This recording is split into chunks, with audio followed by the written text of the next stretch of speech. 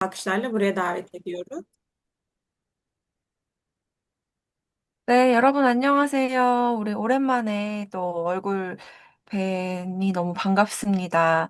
오늘은 이 BLP 첫 시간 제가 이제 첫 강의를 맡게 됐는데요. Herkese uzun zaman oldu. Uzun zaman sonra sizinle burada bir arada olmaktan çok mutluyum. Ve BRP Zoom toplantılarının ilk dersi de bana ait olacak. 한국에서는 벌써 이 BLP가 3기가 오늘 마무리가 됐어요. Bugün Kore'de BRP Zoom toplantılarının üçüncü aşamasını tamamladık.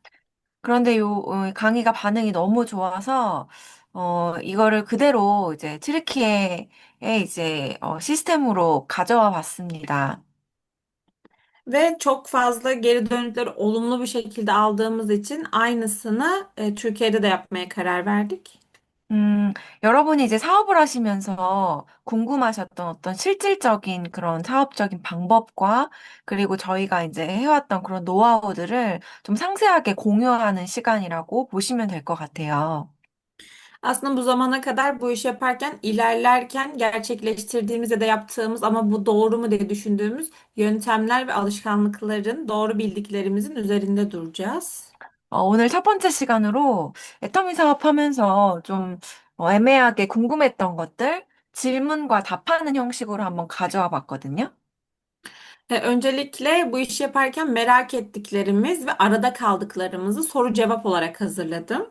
아마 공감 가시는 부분이 많이 있으실 것 같은데 화면 공유하고 한번 시작해 보도록 하겠습니다. Eminim siz de dinlerken çok fazla kendinizin ortak noktasını bulacaksınız. Ekran görüntümü paylaşarak başlayacağım.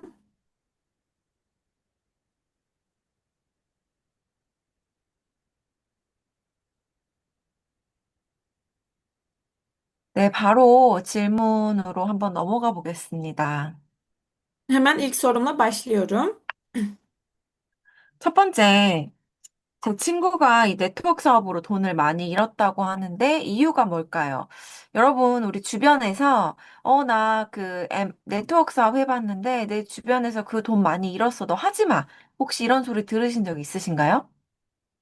İlk sorumuz arkadaşım network yapıyordu daha öncesinde ve çok fazla para kaybettiğini söylüyor. Sizce sebebi nedir? Peki sizler de bu işi yaparken çevrenizde ya daha önce network işini yapıp da çok para kaybedenler olmuş, sakın bu işe başlama diyenler oldu mu? 그래서 내가 애터미의 비전을 봤는데 그런 소리를 들으면 확 힘이 빠지죠. Ama tabii ki diyelim ki biz Atomi hakkında bilgiler duyduk ama bu şekilde karşı taraftan bir yanıt aldığınızda enerjiniz düşüyor. 그러면 이 애터미와 같은 네트워크 사업에서 왜 돈을 잃고 또 실패를 했다고 얘기를 하는 걸까요? Peki neden insanlar Atomi gibi diğer network sistemlerinde de daha önce bu işlerde yapmış kişilerin diğer sistemlerde çok fazla para kaybettiğini söylüyorlar?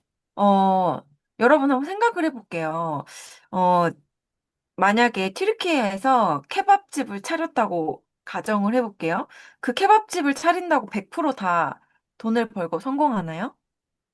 Peki siz de şöyle düşünün. Türkiye'de bir kebap restoranı açtınız. Kebap restoranını Türkiye'de açan herkes o işte başarılı mı oluyor? 여러분 카페 차리면 다 100% 돈을 벌 수 있나요? Peki bir kafe açtığınızı düşünün. Bu kafeden kesinlikle %100 para kazanacak mısınız? 여러분이 애터미를 비즈니스라고 생각했을 때, 애터미만 예외적인 게 아니라는 거예요. 내가 어떤 사업을 하더라도 사실 성공할 확률도 있고 실패할 확률도 있습니다. Tabii ki biz şimdi iş olarak Atomi'yi düşünelim. Atomi de bizim yaptığımız bir iş ve aynı diğer işler gibi aslında hiçbir farkı yok. Eğer bir işe başladıysanız o işte başarılı olma yüzdeniz kadar başarısız olma payınız da vardır. 자, 그러면 이 네트워크 사업에서, 왜 실패를 했는지 한번 보도록 할게요. Peki o zaman network işinde neden oldu da başarısız olundu ona bir göz atalım. 첫 번째는요, 가입비나 월간 유지비가 있으면요, 성공할 확률이 적습니다. Öncelikle eğer bir kayıt ücreti ya da aylık bir ücret ödüyorsa bu tarz yerlerde başarı oranı daha düşüktür. 어, 월간 유지비를 한번 볼게요. 월 유지비를 내가 매월 내는 것이 나는 할 수 있지만 내 파트너는 그렇게 같이 내 파트너는 또 그렇게 못하는 사람이 들어올 수도 있겠죠. Şimdi şöyle düşünelim. Özellikle aylık aidatlarda ben diyelim ki aylık ücretimi ödeyebiliyorum bir şekilde ama benim partnerlerim de benim gibi aynı şekilde bu aylık ücreti ödemeyebilirler. Zorlanan kişiler illaki olacaktır. 혹시나 운이 좋아서 내가 물건을 굉장히 잘, 세일즈를 잘 하거나 아니면 내 밑에 들어온 사람이 굉장히 물건 판매를 잘하는 사람일 수 있어요. 그런데 그게 계속해서 복제가 되나요, 안 되나요? 복제가 안 되죠. 물건 잘 파는 사람이 많지는 않잖아요. Şimdi şöyle düşünelim. Şans eseri ben satışta çok iyi olan biri olabilirim ya da alt kollarıma gelen biri satışta çok iyi olabilir. Ama bu tamamen şans. Bu şekilde geliyor diye bir sonraki gelen kişiler de satış işinde çok mu başarılı olacak? Hayır, çünkü bu kopyalama, satış işindeki kopyalama aynen devam etmiyor. 그래서, 이 월간 유지비가 있으면, 어, 그 네트워크 사업에서 굉장히 성공하기가 어렵고 그 이유는 쉽게 복제가 되지 않고 계속해서 유지비를 투입을 해야 되기 때문에 어렵다고 생각을 하시면 돼요. 그런데 이제 애터미는 가입비나 월간 유지비가 없죠. Bu yüzden de aylık bir ücret ödeniyorsa başarı orada daha zor oluyor. Çünkü bu satış aynı şekilde kopyalanamadığı için biri yaparken diğerinin yapamaması, düzenli olarak aylık bir aidat yatırım yapmak aslında aylık olarak sisteme herkes tarafından gerçekleştirilemediği için düzgün bir kopyalama sağlanamıyor. Ama Atomi'ye baktığımızda herhangi bir kayıt ücreti ya da aylık bir ücretlendirmesi bulunmuyor. 그다음 이제 두 번째로는요, 직급을 우리가 올라가잖아요. 직급을 올라갈 때 어떻게 했는지 그 방식에 따라서 성공과 실패의 여부가 나뉘어질 수가 있어요. Evet, tabii ki bir de kariyer basamakları var. Kariyer basamaklarına çıkıyoruz bizler. Kariyer basamaklarına çıkarken kariyer basamaklarına çıkma esnasında göğüs gerdiklerimiz de bizim başarılı olup olmama durumumuzu etkiliyor. 실패할 수밖에 없었던 사례를 하나 소개를 해드리자면, 예전에 지금은 안 하는데, 제 파트너가, 어, 애터미를 하려고 저한테 이렇게 얘기를 했어요. 내가 마이너스 통장을, 4천만 원까지 마이너스 통장을 팠다, 애터미를 하기 위해서. Mesela başarısız olmaktan başka şansı olmayan birinden bahsetmek istiyorum. Şu anda Atomi işini yapmıyor ama daha öncesinde Atomi işini yaparken bana şöyle bir şey söylemişti. Atomi işini yapabilmek için kendi hesabından eksi bakiyeye düşerek bir hesap açtığını söyledi. 그래서 그 돈으로 직급도 가고 내가 사업을 할 거다라고 얘기를 했어요. Ve söylediği şey şuydu. Hesabımdaki eksi bütçeden açtığım o para miktarıyla hem kariyere çıkacaktım hem de devam ettirecektim. 이분이 얼마나 이걸 가지고 유지를 할 수 있었을까요? Peki sizce bu kişi bu kadarını bu şekilde devam ettirerek ne kadar süre bunu devam ettirebilir? 애터미가 돈을 많이 투자한다고 해서 이게 잘 되는 사업일까요? Sizce Atomi sizin elinizdeki var olan tüm büyük bir parayı bile Atomi'ye yatırsanız bunun karşılığında gerçekten o büyük başarıyı elde edebilir misiniz? 여러분이 직급을 갖거나 아니면 사업을 할 때 현장에서 뛰지 않고 이 돈만 투자해서 어떤 직급을 만들거나 그다음에 포인트를 만드는 것, 그런 것들이 습관이 되면 이제 이게 실패할 확률이 높아지겠죠. Eğer sizler bu şekilde kariyere çıkarken ya da PV'leri arttırmak için sürekli olarak kendi ayırdığınız bir parayı, bütçeyi kullanarak yani yatırım yaparak bunları elde etmeye çalışırsanız ileri düzeyde başarısız olma ihtimaliniz çok yüksek. 대부분의 이 네트워크 사업에 뛰어드는 사람들이 많이 하는 실수가 이 부분이라고 생각을 해요. 그냥, 내가 현장에서 어떤 제품 전달이나 사업 설명이나 이런 것들이 아주 이루어지지 않거나 아주 작게 이루어지면서 그냥 내가 돈만 투자해서 제품을 사고 계속 이렇게, 유지를 하다가 이제 그렇게 실패를 하는 거죠. Aslında ben uzun vadede başarısızlığın da bu şekilde yapanlardan kaynaklı olduğunu düşünüyorum. Çünkü ben eğer sahada aktif değilsem, sahada aktif bir şekilde ürün tanıtımı ya da sistem anlatımı yapmıyorsam, bunu da yapıyorsam ama çok az bir miktarda yapıyorsam, yani çok küçük bir noktada yapıyorsam, yine bu noktada ileriye getiremediğim için sürekli olarak da cebimden para harcayarak bir yerlere gitmek beni inanılmaz başarısızlıklar sürükleyecektir. 그래서 여러분들이 주변에서 내가 그런 비슷한 사업 해봤는데 그거 안 되더라. 너도 하지 마. 라는 그런 것에 속지 않으셨으면 좋겠어요. 분명 어떤 그런 그 애터미 외에 그런 네트워크 사업에 이런 유지비나 아니면 가입비 이런 것들이 있었을 확률이 높고 아니면 그 사람이 또 잘못된 방식으로 사업을 진행을 했을 수도 있다는 거예요. O yüzden sizlere söylemek isterim ki çevrenizde benzer şekilde daha önce işte network sistemi yapmış ve size kesinlikle bu işi yapmamalısın, çok para kaybedeceksin gibi söylemlerde bulunuyorsa onu dinlememeniz. Belki bu kişi gerçekten de kayıt ücreti ve aidat ücreti olan bir sistemdeydi. Belki de bu olmasa bile yanlış bir yol seçimiyle sistemde ilerliyordu. Farklı durumlar da onun başarısına sebebiyet verebileceği için bu tarz kişilere aslında kulak asmamak gerekiyor. 네. 어, 그 다음 질문 한번 보도록 하겠습니다. 어, 애터미는 판매하는 일이 anin데, 그럼 어떻게 돈을 벌까요? 네, 팔지 않고 어떻게 애터미에서 돈을 벌 수 있을까요? Peki ikinci sorumuza geçelim. Atomi bir satış işi değil. O zaman peki biz nasıl para kazanacağız? Yani hiçbir şey satmadan nasıl para kazanabiliriz bir işten? 애터미 사업은 제품 판매 사업이 아니라고 많이 얘기를 하죠. 그런데 우리가 판매를 안 하면, 뭐, PB를 올릴 수가 없죠. 그럼 돈이 안 되는데 도대체 이게 뭐야? 라고 헷갈리실 수가 있어요. Çünkü şunu düşünebilirsiniz. O sponsorum bana bunun bir satış işi olmadığını söylüyor. Ama o zaman satış yapmazsam PV yükselmeyecek. PV yükselmezse para kazanamam. O zaman burada bir kafa karışıklığı oluyor.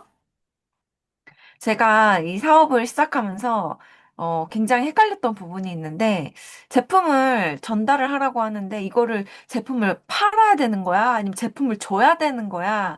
도대체 ö떻게 해야 되는 거야? 이게 굉장히 제가 애터미 처음 할 때 많이 헷갈렸어요. Benim de özellikle Atomi'ye ilk başladığımda çok fazla başlangıçta karışıklık yaşadığım bir dönem vardı. Bana sürekli diyorlardı ki insanlara ürün anlat. Yani insanlara ürün sun. Peki ben bu ürünü sunarken ne yapacaktım? Yani bu insanlara bu ürünü ben satacak mıydım yoksa sadece ürünü onlara verecek miydim? En fazla kafa karışıklığı yaşadığım nokta burasıydı. 지금 생각해보니까 내가 애터미일 제품을 어떤 사람한테 주든 아니면 내가 팔든 그게 크게 관계가 없더라고요. 그냥 내가 애터미 제품을 그 사람한테 이 제품에 대한 가치를 알리는 게 중요한 거지. 내가 팔아야 돼 아니면 줘야 돼 이런 것들이 크게 중요하지 않다는 것을 이제야 이제 알게 됐어요. Ama daha sonrasında şunu öğrendim. Burada önemli olan, yani şimdi düşününce şunu fark ediyorum. Önemli olan şey benim o insana o ürünü satmış olmam ya da sadece o insana o ürünü vermiş olmam değildi. O insana bu ürünle tanıştırarak ürünün farkına varmasını sağlamaktı. Bu farkındalığı yaratırken de ürünü ona satmış olmak ya da ürünü sadece vermiş olmanın arasında büyük bir fark yoktu. 여러분, 애터미 제품 판매해야 됩니다. 해야 되는데요. 판매의 목적이 우리는, 일반, 장사와는 다르다고 보시면 돼요. Tabii ki Atomi'de satış yapmanız gerekiyor ama satış yaparken de normal herhangi bir satış elemanının gibi değil, onun arasında bir fark olduğunu bilmeliyiz öncelikle. 왜 판매의 목적이 다르냐? 어, 칫솔 얼마예요, 딜란? 여기. 3,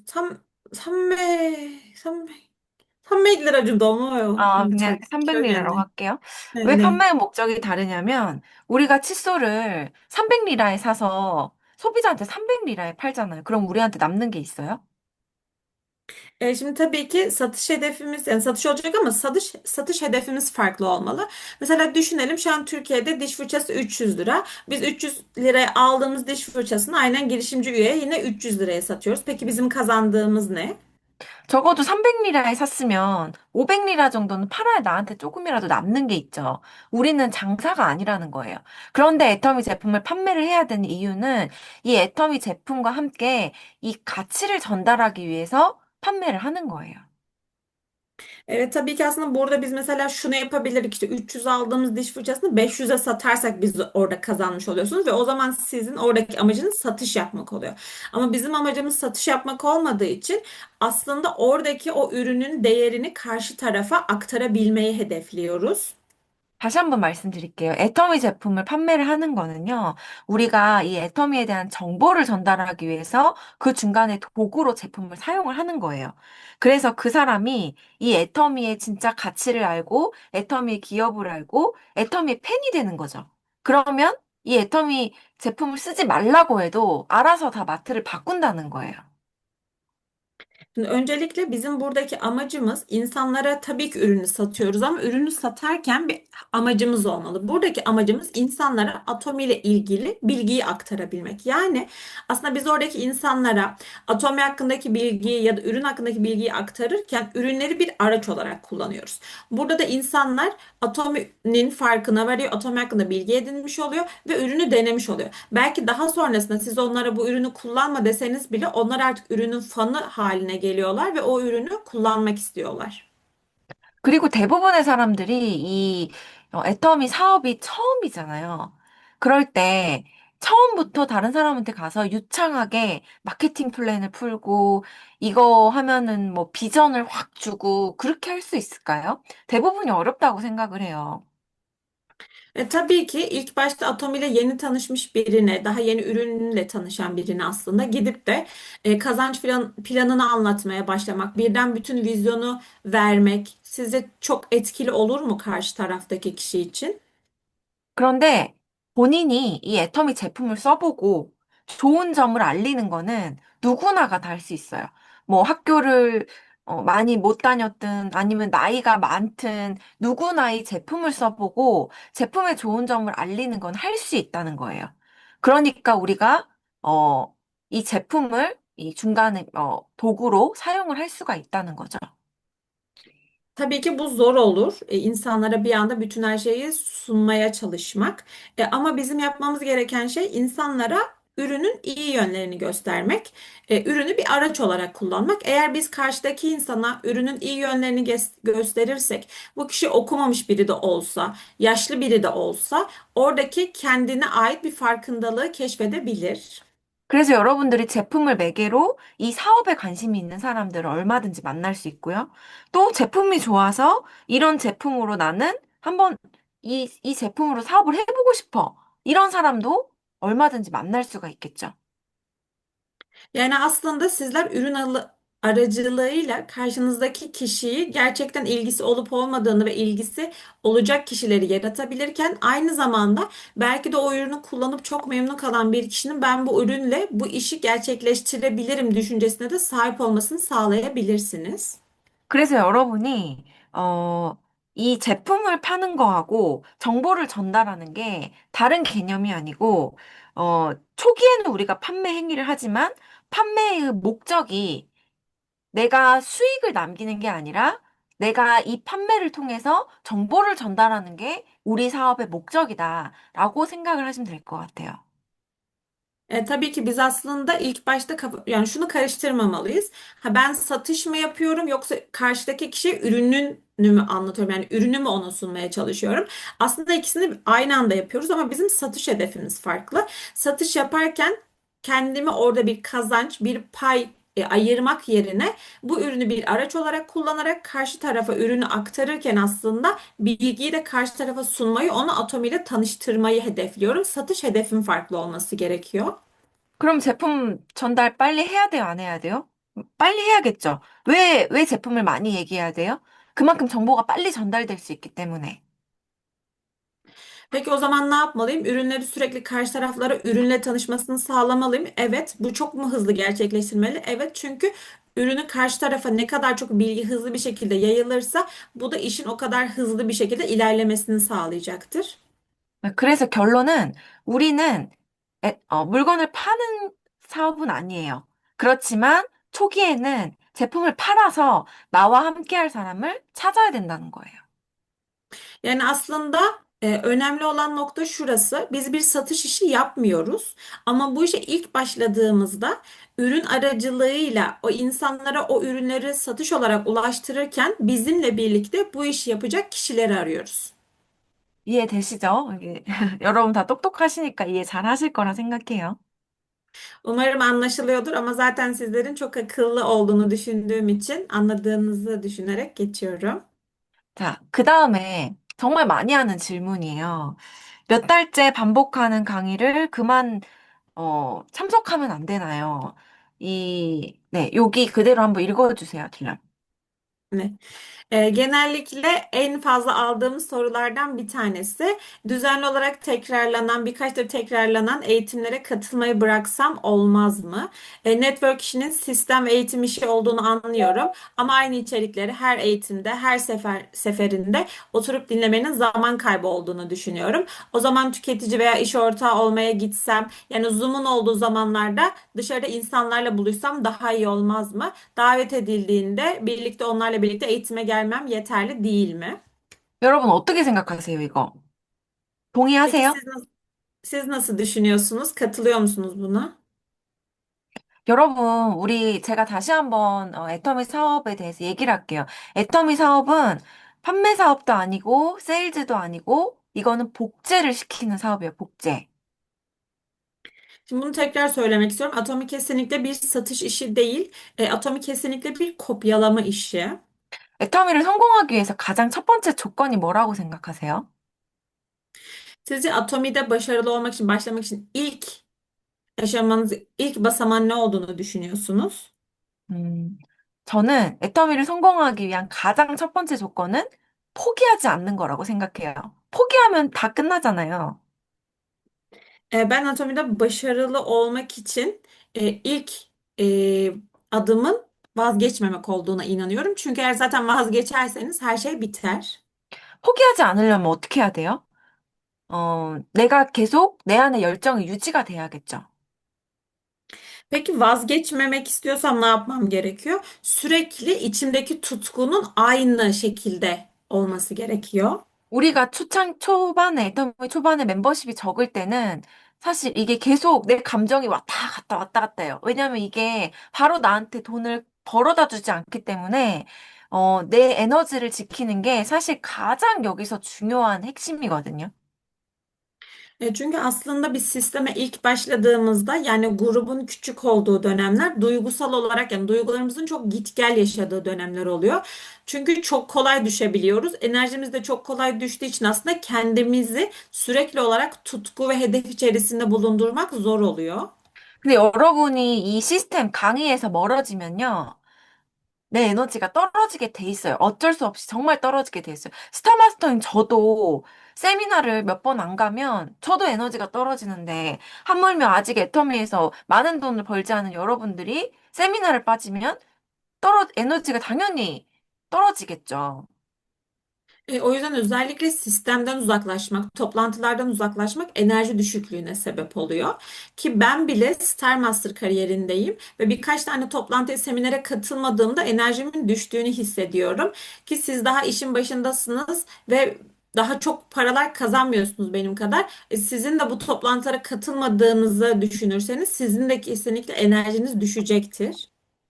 자, 여러분, 강의가 다 똑같아서 나는 참석하고 싶지 않다고 얘기하시는 분들, 그러면 똑같은 강의를 듣고 여러분이 그대로 실천해서 여러분의 조직이나 파트너가 많이 늘었어요? Peki şöyle şunu sormak istiyorum size. Aynı Zoom toplantılarını sürekli dinliyorsunuz. Peki bu Zoom toplantılarını dinlediniz bu şekilde bir kere. Sizin ekibiniz aynı şekilde inanılmaz bir büyüme gerçekleştirdi mi? 여러분, 저번 주에 줌 강의하고 이번 주 줌 강의하고 똑같아요. 근데 똑같은데, 여러분이 그 똑같은 강의를 듣고 내가 진짜 알았다면 이번 주 줌 강의에 내 파트너들이 더 나야 되는 게 정상이죠. 근데 그렇지 않았다면 여러분 똑같은 강의 계속 들으셔야 되는 거예요. Bize şöyle düşünün. Geçen haftaki Zoom toplantısıyla bu haftaki Zoom toplantısı aynı ama iki Zoom toplantısı arasında gerçekten siz bir kere dinlediğinizde anladıysanız ve sizin için artık orada tam olarak oturduysa o zaman bir sonraki Zoom toplantısındaki ekibinizin daha da artarak toplantıda bulunması gerekiyordu. Ama eğer böyle bir durum gerçekleşmediyse demek ki bu Zoom toplantılarını tekrar tekrar dinlememiz gerekiyor. 그래서, 내가 이 강의를 듣는 것, 듣고 이게 실천하는 게 중요하잖아요. 그런데 실천이 안 되면, 어, 요거 그냥 하지 말고 다음 똑같은 얘기니까.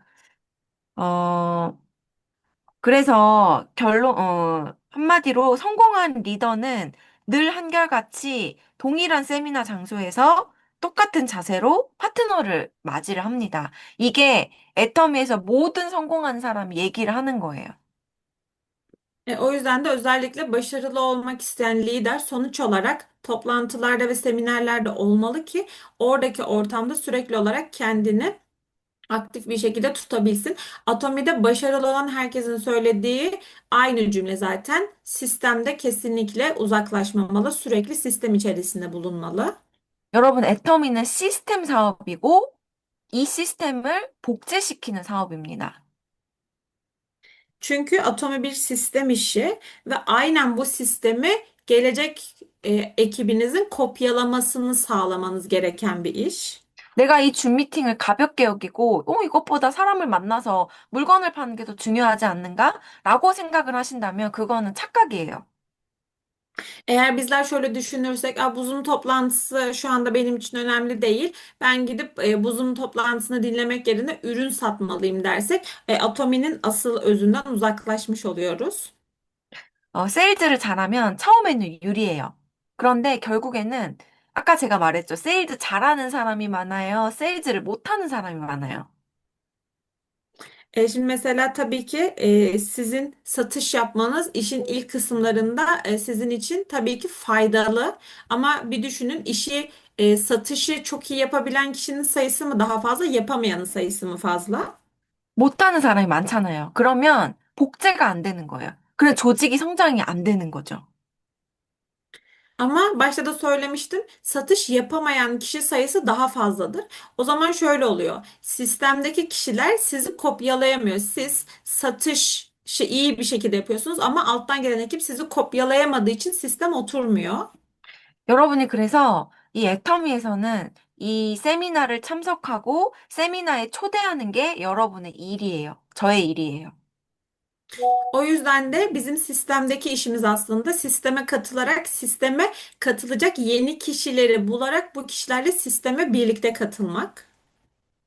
그래서 여러분이 이 자리에 있으셔야 되고, 여러분이 같이 성공하고 싶은 여러분의 파트너가 여러분이 있는 이 자리에 같이 있으셔야 된다는 거예요. 매주 똑같은 장소에서 똑같은 강의를 같이 들으셔야 된다는 거예요.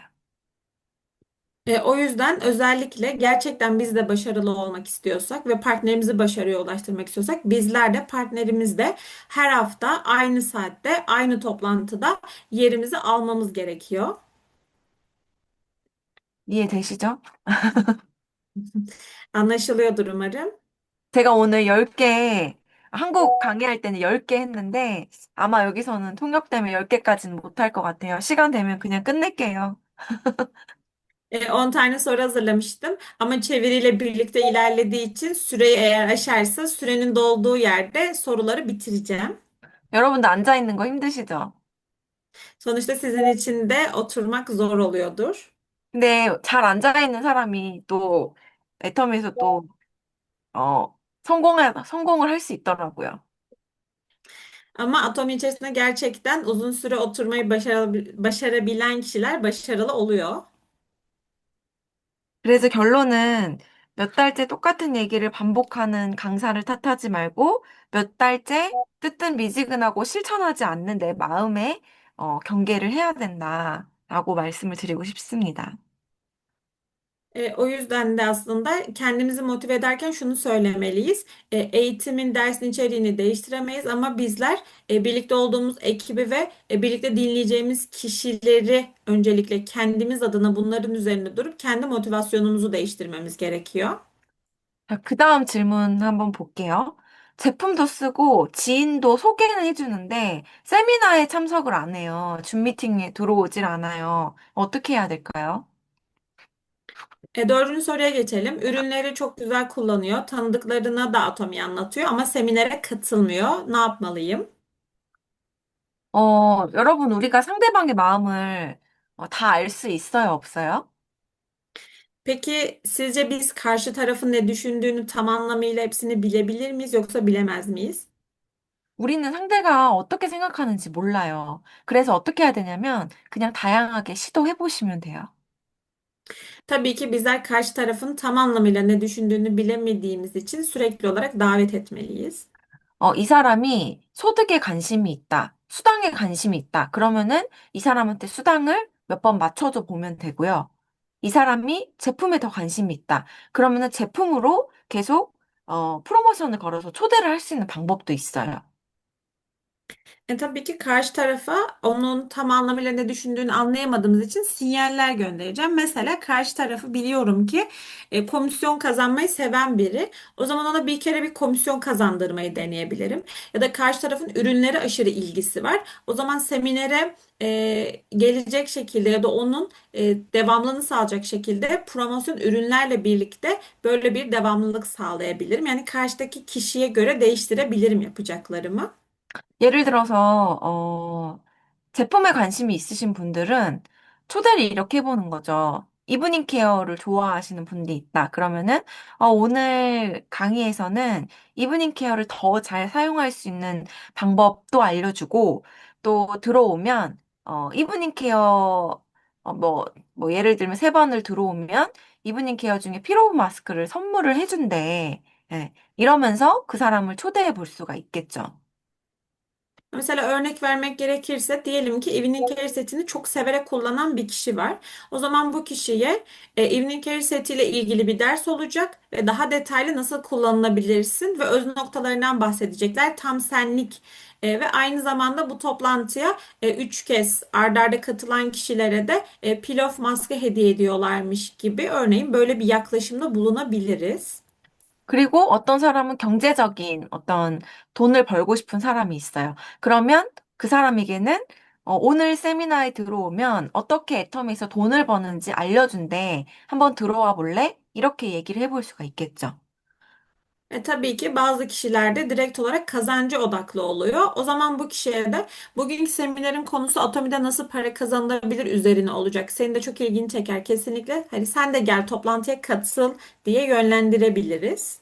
그래서 여러분이 그 사람을 잘 관찰을 해보시고 그 사람이 어디에 관심이 있는지 한번 들어보시고 거기에 맞춰서 얘기를 하시면 세미나 초대를 수월하게 하실 수 있겠죠. O yüzden öncelikle yapmamız gereken karşıdaki kişiyi bir gözlemlemek. Gözlemledikten sonra da onun ihtiyacına, ihtiyaç duyduğu şeye karşı orada bir söylemde bulunup bunun gerçekleştirilmesine daha kolay yardımcı olabiliriz. 그리고 나는 이 사업을 진짜 관심이 없어 하는 사람이 있어요. 그분들한테는 소개를 받으시는 거예요. 그래서 당신이 소개만 해도 당신에게 이득이 되고 혜택이 된다는 거를 직접 보여주세요. Ve tabii ki karşınıza hani ben bu işi kesinlikle yapmak istemiyorum diyen kişiler de çıkacaktır. O zaman onlara da tamam sen sadece tavsiye et demek önemli.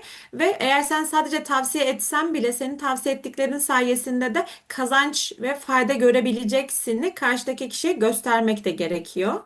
그래서 여러분이 다양한 방법을 어떻게든 다양한 방법을 시도를 해보셔서 어떻게든 제가 아까 말씀드린 이 줌 미팅에 고정적으로 여러분들과 함께 앉아 있으셔야 여러분의 사업이 쉽게 빨리 커질 수가 있습니다. İşte bu şekilde insanları gözlemleyerek onlara alabilecekleri sinyalleri gönderip işimizi kolaylaştırabiliriz. Çünkü az önce de söylediğimiz gibi eğer Zoom toplantılarında, seminerlerde, sistemde bizimle birlikte yan yana oturacak kişileri bulursak o zaman sizlerin işleri çok daha kolay ve çok daha rahat bir şekilde gerçekleşecektir. 그 다음 질문 한번 가볼게요. Bir 어떻게 sonraki soru. 하면 리크루팅을 잘할 수 있을까요? Peki ne yaparsam daha iyi bir şekilde yönetebilirim?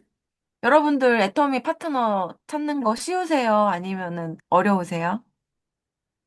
Peki sizce Atomi'de partner bulmak zor mu, kolay mı? 여러분들이 애터미에서 파트너를 빨리 찾는 방법이 있어요.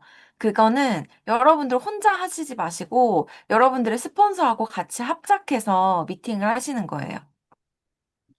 Atomi'de çok kolay partner bulabilmenizin bir yöntemi var. Tek başınıza hareket etmek yerine sponsorunuzla birlikte hareket etmek. 제 파트너 중에 이런 분이 있어요. 한 분은 굉장히 이 시스템 참석도 잘하고 이 그룹을 잘 이끌어가는 그런 분이 있는데 그분이 약점이 초대를 못한다는 거였어요. Sistemde şöyle bir partnerim var. Sisteme de çok güzel katılıyor. Ekibini de aslında güzel yöneten biri. Ama tek yapamadığı bir şey var. İnsanları davet edemiyor. 그래서 그분이 한 2년 동안 파트너가 없다가 어떤 분이 들어왔냐면, 초대를 잘 하는 분이 들어왔어요. 그래서 그 두 분이 합작을 해서 그룹을 굉장히 크게 만들었거든요. 한 분은 초대를 하고, 한 분은 그 초대한 사람을 잘 관리를 해서 그룹을 키워나간 거죠. Ve bu şekilde devam ederken 2 yıl sonrasında bir partneri ortaya çıktı. Bu partnerin de özelliği insanları çok güzel davet edebiliyor. Yani çok hızlı bir şekilde bunu gerçekleştiriyor. Peki ne oldu derseniz bu kişinin davet etme yeteneği sayesinde o davet ederken diğer kişinin de ilgi yeteneği, grupla ilgilenme yeteneği çok ön planda olduğu için davet edilen kişilerle ilgilenmeyi çok iyi bir şekilde yaptığı için ekip inanılmaz kısa sürede büyümeye ve başarılı olmaya başladı. Aslında 2 kişi burada el ele vererek bunu sağlamış oldular. 그래서, 여러분이 이제 애터미 사업을 초반에, 아직 시작한 초반이시라면, 여러분들의 지인에게 빠르게 알려서, 여러분들의 지인 중에서 관심 있는 사람을 스폰서를 연결하시고, 혹은 이제 뭐, 한국 스폰서를 연결해야 되면 줌으로 또 연결을 하시고, 스폰서하고 여러분들이 그 파트너하고 연결을 해주는 게 여러분들이 지금 가장 하실 역할이에요. Ve aynı zamanda sizler de şu an yapmanız gerekenlerden biri çevrenizdekilere bir an önce Atomi ile tanıştırmak ve tanıştırırken çevrenizdeki ilgi duyan kişileri de sponsorunuzla iletişime geçirmek. Bu eğer Koreli bir sponsorunuz olacaksa Zoom aracılığıyla iletişime geçirebilirsiniz tabii ki. Eğer bu şekilde yaparsanız bu sizin işinize büyük bir fayda sağlayacaktır. 그리고 여러분들이 이 초대를 하기 위한 중간에 이런 프로그램들을 잘 활용을 하시면 좋겠어요.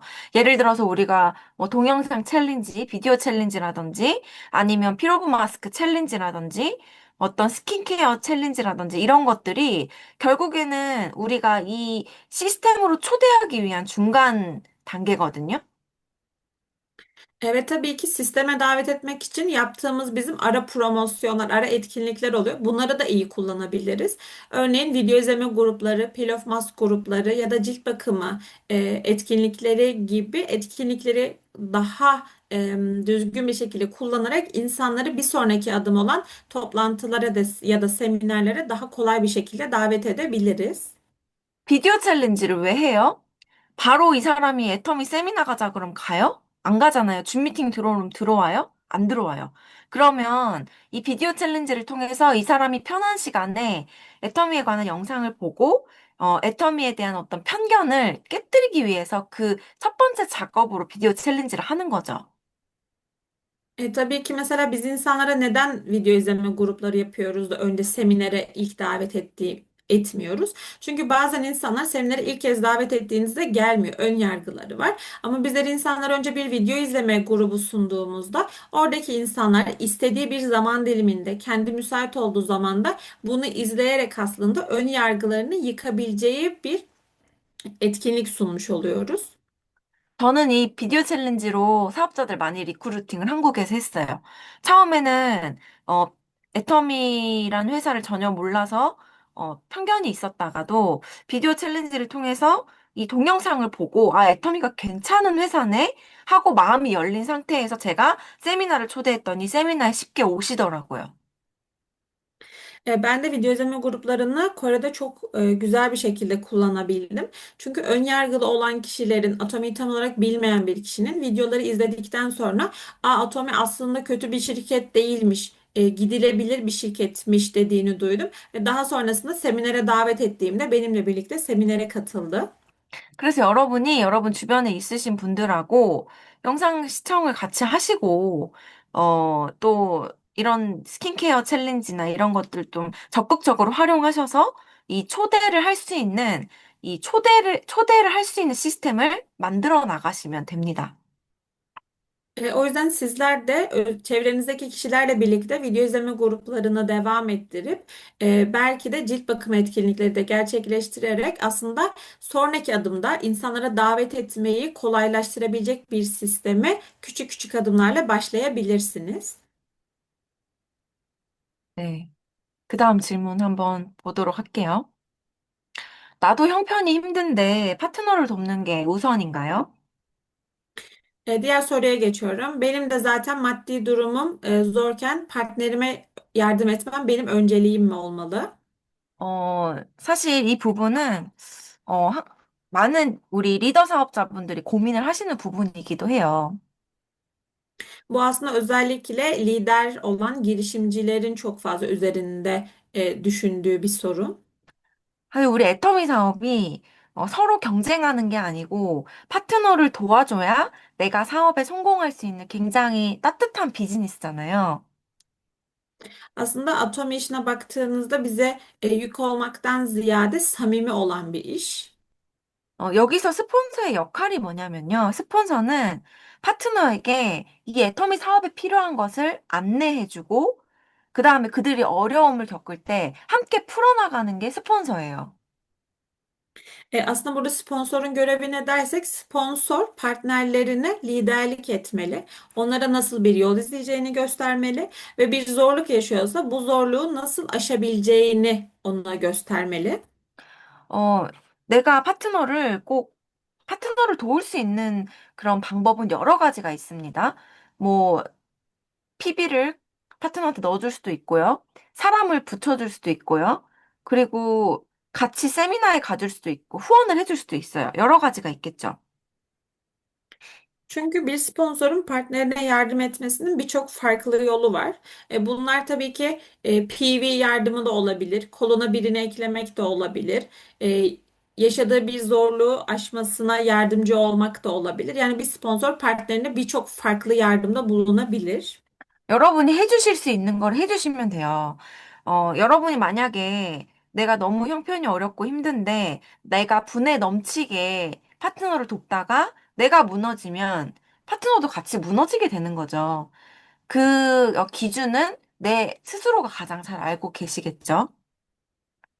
O yüzden sponsor olarak yapabileceğimiz kadarını yapmak. Çünkü maddi durumumuz zorken farklı bir şekilde partnerime maddi olarak yardım etmeye çalışırken eğer ben de yıkılırsam bu partnerimin de yıkılmasına sebep olacaktır. Kendi durumumu en iyi kendi bileceğim için bu noktada kendimi dinleyerek yine sponsor olarak yapabileceğim birçok farklı yöntem olduğu için bunların diğerlerini deneyebilirim.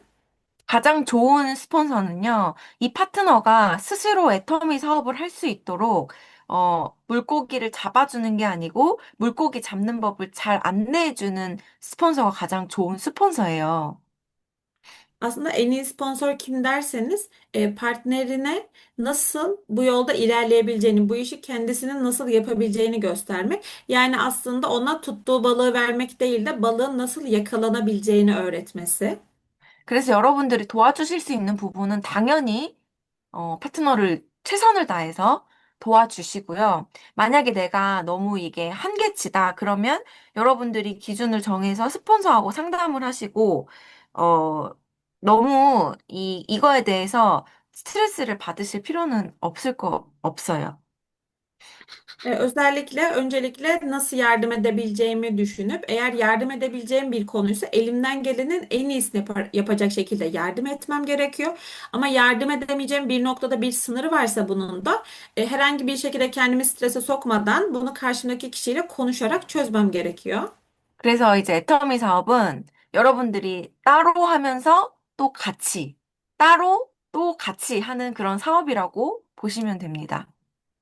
Aslında anatomiye bir yandan da şöyle bakabilirsiniz. Kendi işinizi yaparken yani tekken aynı zamanda da birlikte yaptığınız bir iş. Hem tek hem birlikte yürüttüğünüz bir iş olarak görebilirsiniz.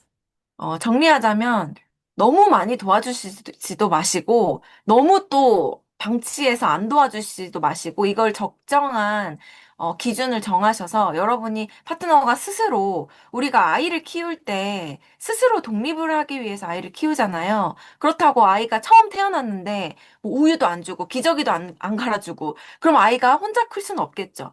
그래서 적절한 것을 공급을 하면서 결국에는 이 아이가 독립할 수 있게 키우는 것처럼 엄마의 마음으로 파트너를 키우시면 돼요. Mesela şunu yapmam gerekiyor. Yani hiç yardım etmemezlik de yapmamalıyım ya da çok fazla aşırıya kaçacak şekilde yardım da etmemeliyim. Orada bir sınır olmalı ya da bir seviye olmalı belirlediğimiz ve ona göre orta noktada buluşabileceğimiz bir düzeyde yardım edebileceğimiz tüm noktalarda yardım etmemiz gerekiyor. Bunu çocuk büyütmeye benzetebiliriz aslında. Bizler de çocuğu büyütürken amacımız bir süre sonra büyüdüğünde kendi kendine işlerini halledebilecek düzeye gelmesini sağlamak. Ama bebek doğar doğmaz işte sütünü de vermesek, altını da değiştirmesek olur mu? Olmaz. O yüzden bunda da aynı sponsorun da partnerine olan desteğini de bu şekilde belirli sınırlar içerisinde devam ettirmesi gerekiyor. 그리고 여러분들이 파트너를 후원하실 때 내가 계속 힘들다고 막 보채고 뭐 도와달라고 그렇게 막 하는 사람들을 뭐 도와주시는 것도 있지만 그것보다 내 사업에 내 sa업에 유익한 saram을 도와야겠죠. 그래야지 서로가 어, 시너지가 나겠죠. Ama tabii ki sponsor olarak hani destek sağlarken de "A, ben çok zorlanıyorum, şöyle zor durumdayım, böyle zor durumdayım" diyen kişilere de hani destek olunurken aslında asıl destek olunan kişi o kişiye de ben destek olurken onun da benim işime destek olabileceği yani birlikte ekip olarak aynı adımı atabileceğimiz kişilere destek olmak sponsorun da tercih ettiği bir noktadır. 네. 어, 요 질문하고 이제 아까 질문하고 같이 이렇게 연계가 되는데 여러분들이 sa업을 하시다 보면 내가 많이 도와주는데도 불만이 많은 파트너들이 항상 있습니다.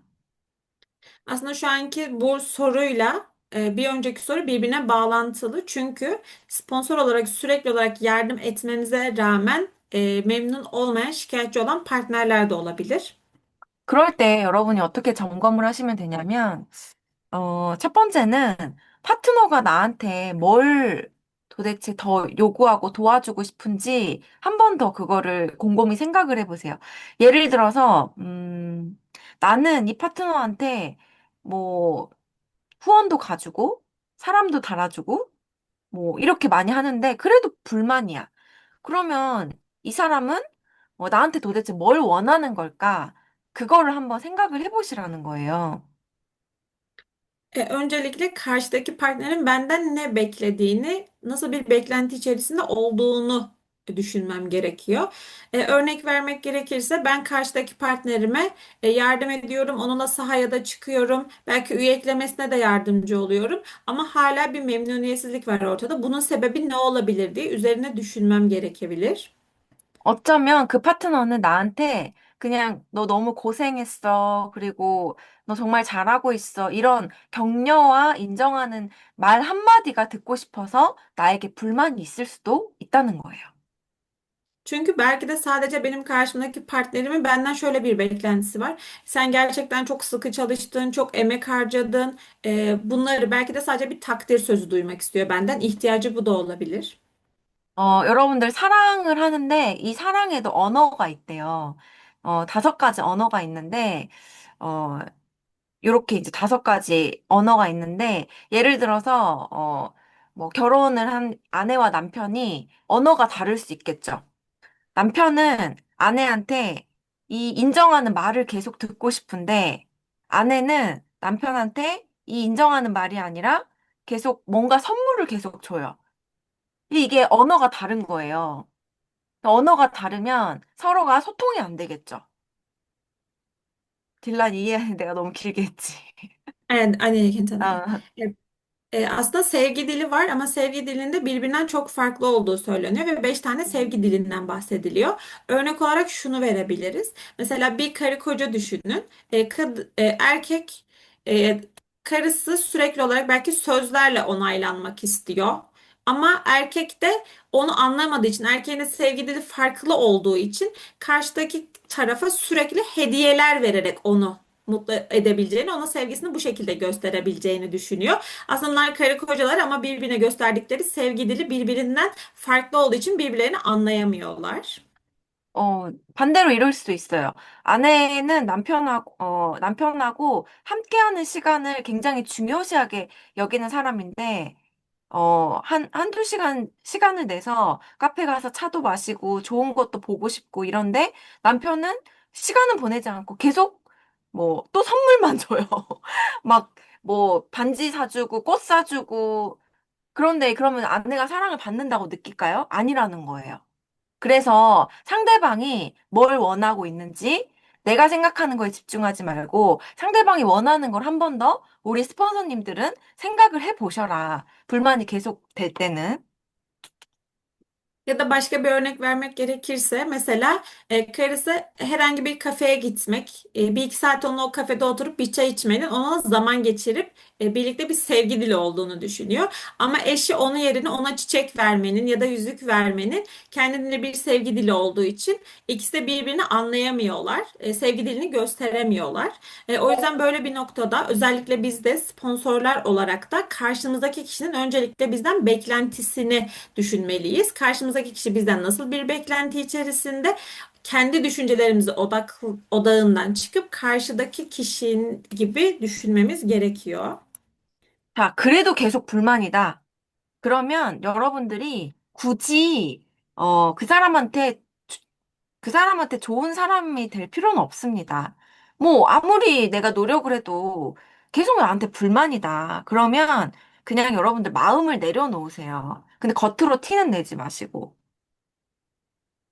Ama diyelim ki ben bunları hala bu kadarını da yapıyorum. Ama buna rağmen karşı tarafta sürekli bir memnuniyetsizlik var. Ben sürekli bir emek ve çaba sarf ediyorum ama karşı tarafta sürekli bir şikayet var. O zaman artık bu kişiye karşı çok da fazla bir şey yapmama gerek yok. Tabii ki bunu dışarıdan aşırı bir şekilde belli etmemeliyim. Ama içimden de ben yeterince emek ve çaba gösterdim. Hani benden buraya kadar diyebilirim. 그리고 반대로 내가 계속 스폰서한테 불만이 생겨. 예, 막 이것도 도와줬으면 좋겠고, 나를 좀 더 알아봐줬으면 좋겠고, 이런 어떤 불만이 생길 때 여러분들 이렇게 한번 생각해 보세요. 내가 스폰서라면 내가 원하는 그 도움을 내 파트너한테 계속해서 줄 수 있는가? Ve tabii ki bir de şöyle düşünebiliriz tam tersi olarak. Sürekli olarak sponsorumdan şikayetçi ve bir memnuniyetsizlik olsa, keşke şunu da şöyle yapsaydı, bana bunu da yapsaydı, bu kadarını da yapsaydı gibi sürekli sponsorumdan bir memnuniyetsizliğim olursa, o noktada da şunu düşünmeliyim. Eğer bir partnerim gelip benden bunu isteseydi, ben bir sponsor olarak bunu gerçekleştirebilir miydim mi? Öncelikle kendimizi o sponsor yerine koyup düşünmeliyiz. 스폰서가 30만 PB만 도와주면 좋겠는데, 그것도 안 도와주고, 왜 이렇게 안 도와줘? 이렇게 또 생각이 들 수 있잖아요. 그러면 여러분이 파트너한테 지속적으로 30만 PB를 계속해서 도와줄 수 있는지 한번 생각을 해보시라는 거예요. 예를 들자면, Sadece mesela bir örnek vermek istiyorum. Diyelim ki dediniz ki sponsorum keşke bir 300 bin PV yardım etseydi diye düşündünüz. O zaman şöyle düşünün. Kendinizi koyun. Partnerinizin böyle bir istiyorsa ve siz sürekli olarak partnerinize 300 bin PV yardımını düzenli olarak yapabilir miydiniz? Bu sadece bir örnek tabii ki. 그래서 여러분들이 이 파트너하고 관계를 맺을 때, 불만이 많은 파트너에 집중하지 마시고, 긍정적이고, 자기 주도적으로 뛰는 파트너한테 여러분의 시간과 에너지를 더 많이 쏟으시면 됩니다. Evet, tabii ki özellikle sürekli bir şikayet, sürekli memnuniyetsiz olan partnerinize enerjinizi harcamak yerine olumlu olan, aktif bir şekilde hareket eden partnere enerjinizi harcamanız daha doğru olacaktır. 네. 어, 오늘은 여기까지 할게요. 여러분들 오늘이 여러 가지 좀 사업을 하시면서, 실질적으로 좀 궁금했던 것들을, 어, 여러 가지 좀 적어봤는데 도움이 되셨으면 좋겠고, 다음에 또 더 이렇게 많은 질문들이 있으니까 이런 질문들 가지고 또 우리, 리더가 되시고 싶은 우리 사업자분들과 함께 만나도록 하겠습니다. Bugünkü soruları buraya kadar cevaplayacağım. Umarım sizin de duyduğunuz ya da sizin de düşündüğünüz soruların cevabını burada bulabilmişsinizdir. Kendinize bir ortak nokta bulabilmişsinizdir. Tabii ki bu tarz sorular çok daha fazla olduğu için sonraki toplantılarda daha fazla soru cevapla sizlerin karşısına geçeceğim. Umarım ki lider olup başarılı olmak isteyen kişilere bu ders fayda sunabilmiştir. 네, 여러분들 감사합니다.